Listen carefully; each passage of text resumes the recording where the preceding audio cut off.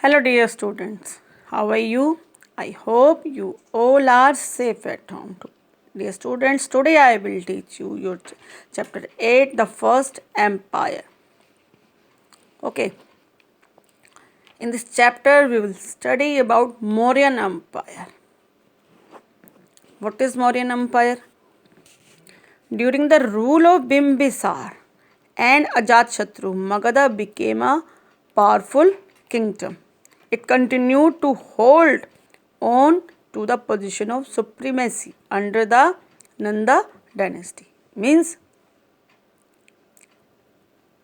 Nanda dynasty. What is dynasty? Dynasty is when same family is ruling from generation to generation. It becomes a dynasty. Okay, and Nanda dynasty become most powerful at the time of Nanda king. Right? Eventually, ruling Nanda king was overthrown by Chandragupta Maurya, and who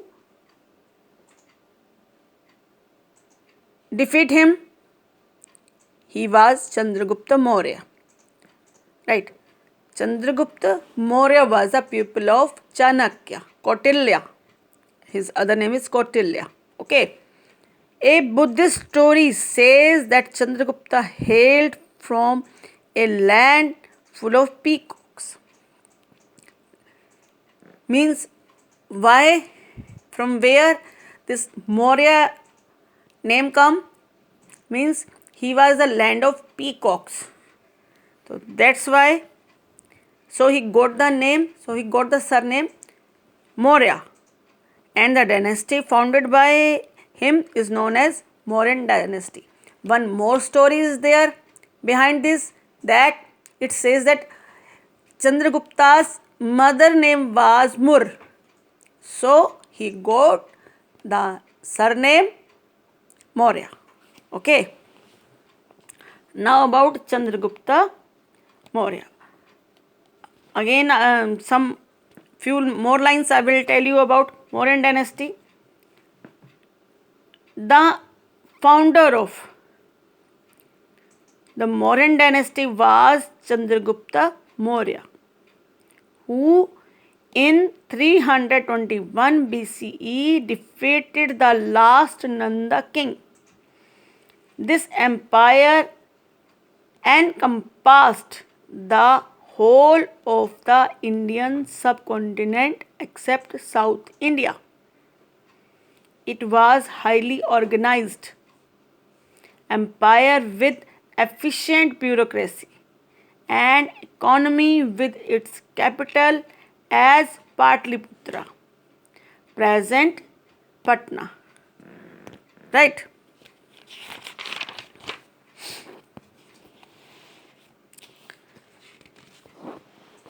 When he became the king, Kautilya, his guru, became his prime minister. Right?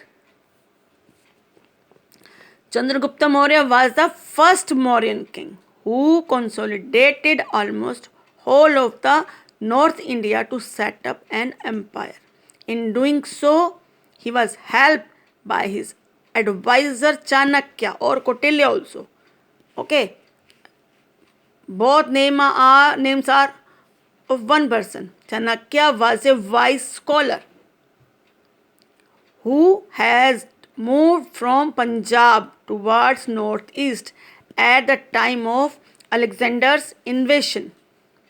He taught Chandragupta all the administrative and military skills to resist the foreign empire and build a successful kingdom. Okay, after defeating the Nanda king to rule over Magadha, he moved towards northwest with his troops, where he defeated Seleucus Nicator, who was the general of Alexander. Okay, Seleucus ambassador Megasthenes toured the Chandragupta's court and wrote a book, Indica, on it.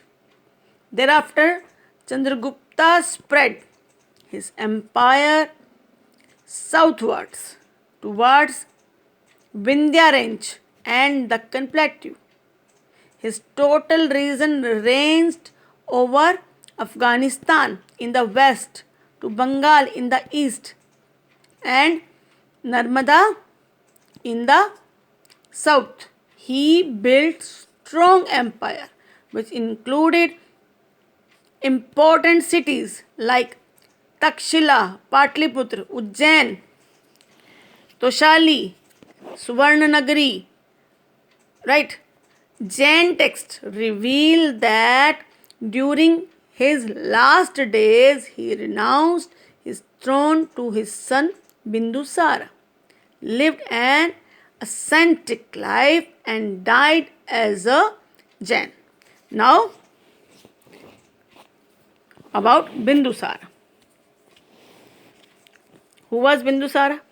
Bindusara was the son of Chandragupta, who succeeded him and inherited the vast empire. Chanakya continued to guide the Mauryan king Bindusara and made him further extend the territories of the empire. He extended the Mauryan empire to Mysore. Right? He maintained friendly relations with the Greek, Egyptian, and Syrian rulers and was tolerant towards all sects. He kept his father's empire intact by trying to extend it as far as possible from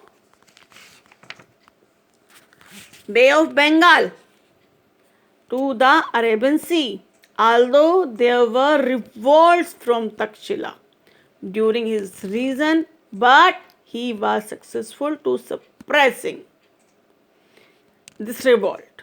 He died in 272 BCE at the age of 48 only. Right? Now about Ashoka. The death of Bindusara made his son Ashoka his successor. Means after Bindusara, who was the king? Ashoka was the king. His son. It was at the time of Ashoka that Mauryan Empire reached its zenith. He is among the most famous and powerful kings of history who expanded his empire by conquering other lands. He had conquered lands from Afghanistan to Bangladesh except the kingdom of Kalinga, which is in Odisha on the northeastern coast of India. His war with Kalinga changed him drastically and he renounced violence to follow the path of peace and non-violence. Now we will talk about Battle of Kalinga in 261 BCE. What kind of battle it was? During Ashoka's reign, Kalinga was the only kingdom which was left out from his control because it was itself a powerful kingdom with access to sea, making it economically prosperous. He wanted to conquer Kalinga for the unification of his empire. He asked for Kalinga's submission, but the kingdom refused to be the part of the Mauryan Empire. Right? As a result, he sent a huge army to Kalinga, and a war took place in 2261 BCE. The army of Kalinga fought well. However, due to the limited forces, they lost the battle. This battle was a fierce one in which there was tremendous loss of lives and properties. Seeing the horrible sight of the battlefield with dead bodies lying around and river water filled with blood, Ashoka felt sick and saddened. He was not happy with the victory instead, seeing the death and destruction caused by the war. He decided not to wage war of conquest ever again. After that, what happened? He became the follower of Buddha and preached nothing but peace and non-violence. He spent rest of his life in the service of people.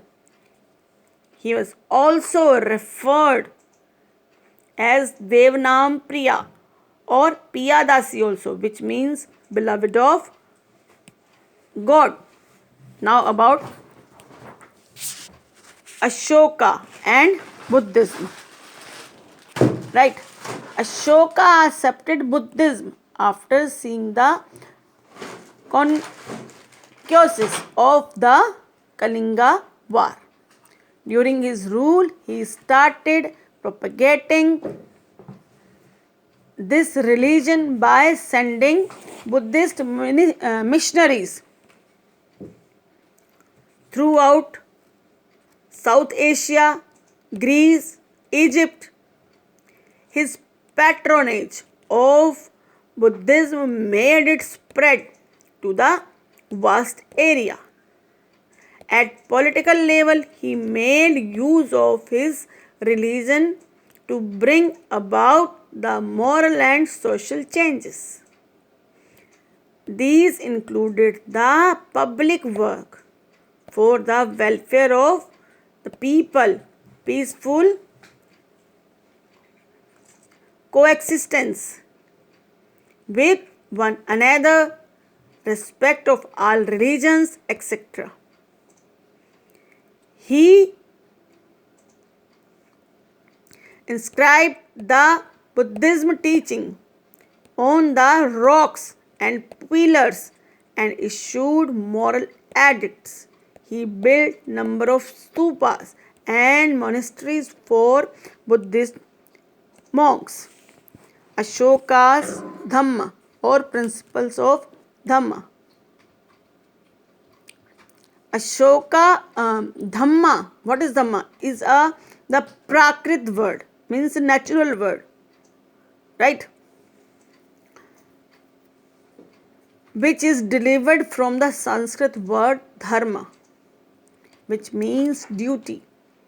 It is a moral code of conduct which contain the noble ideas of non-violence, charity, truth, kindness, purity, compassion and tolerance.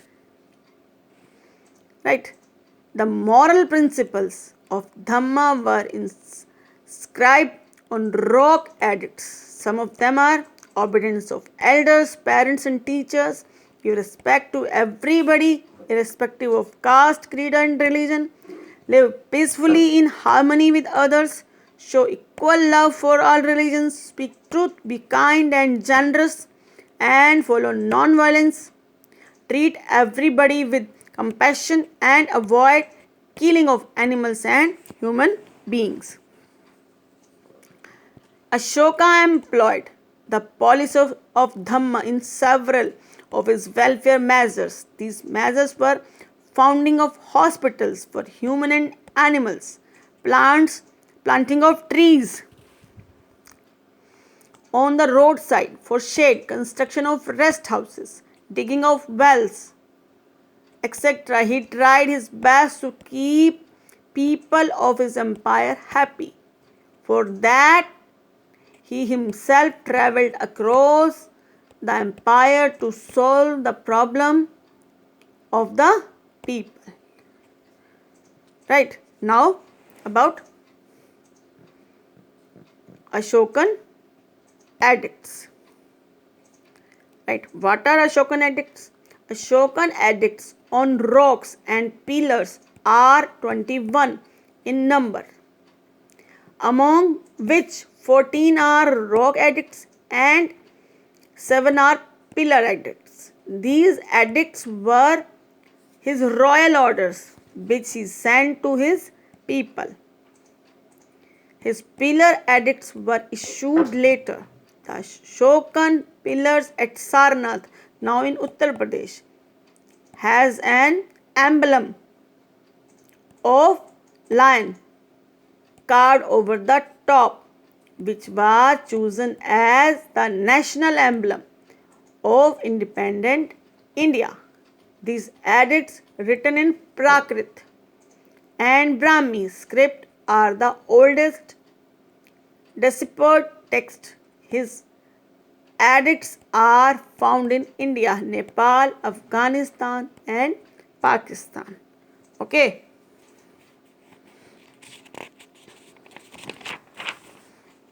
Now about Mauryan art. What is Mauryan art? Ashoka's rock and pillar edicts are the important illustrations of the art and architecture of that time. Besides various stupas, monarchies, viharas, etc. were built in Mauryan Empire, about which you have read in the previous chapter also. Okay, the pillars of the Ashoka depict the highly developed technique of cutting and polishing stones. The engraving of animal figures on the top of the pillars show the distinctness of the art of this period. The rock-cut caves is the form of art of this period. The architecture of this period can also be seen from the description of the palaces in the capital city of Patliputra. Students, first you will read the chapter, then you will see and listen my video. Okay, because till then you will not read, you cannot understand what I am saying.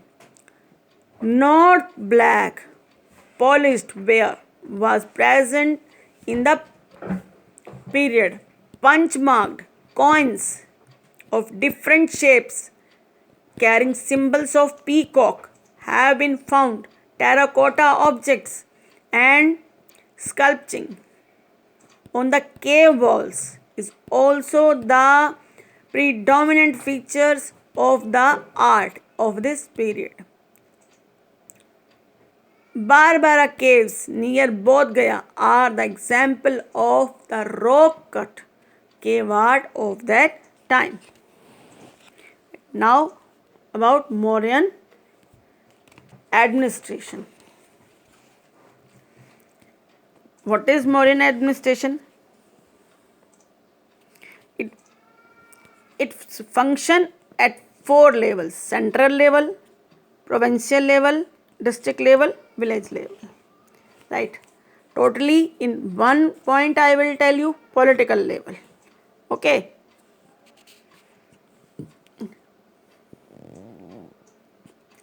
From where we get to know about his administration? We get to know about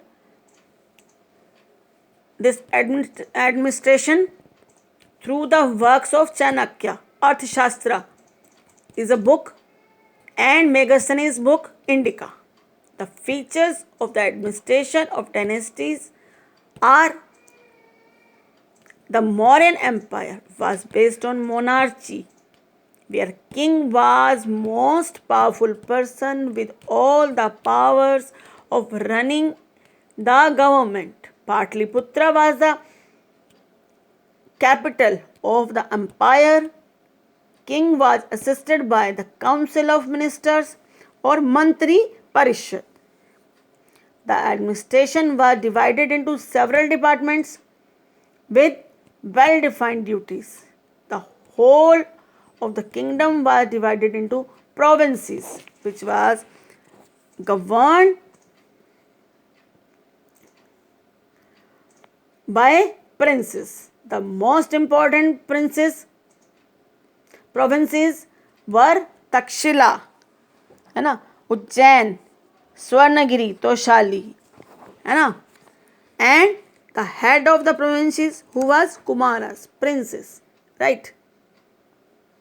Provinces were further divided into districts and villages.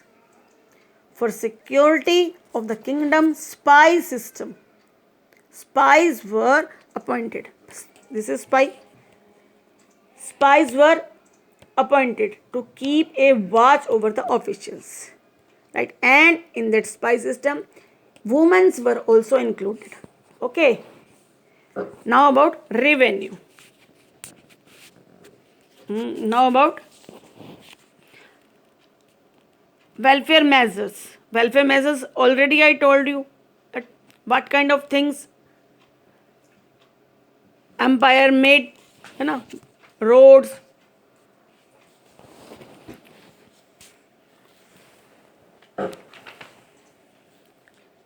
digging wells, है ना, he tried his best to keep people of his empire happy. These all things I told you, right? Now about army. What kind of army he had? There were courts, right, which dealt with the civil and criminal cases. There were strict measures of punishment for the culprits. There were different kind of punishments for the offenders like fines, imprisonment, etc. Mauryan Empire had a large standing army. His army was too large, with war elephants, chariots, and other weapons to defend its boundary. Right? Now, revenue. What is revenue? King appointed officials to collect taxes from all over the kingdom. The taxes were collected from land, different trades, mines, forests, pastures, craftsmen, etc. The tax collected from the land varied, but mostly it was 1/6 of the produce and was one of the major source of revenue.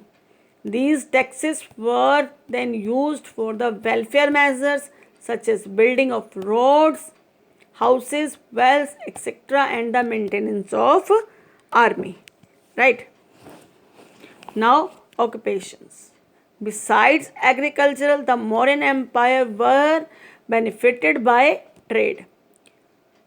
Through well-connected roads and waterways, they maintained trade contact with each other and with foreign lands like Greece and Burma, and the common currency added to the advantage of trade. Trade industries were well developed, and metalwork of the copper, bronze, iron, etc. was prevalent. Pottery, mining, shipbuilding, producing dyes, drugs, and perfumes, etc. Right? Were the other industries present at that time. Spice, pulse, textiles, etc. were exported to other lands.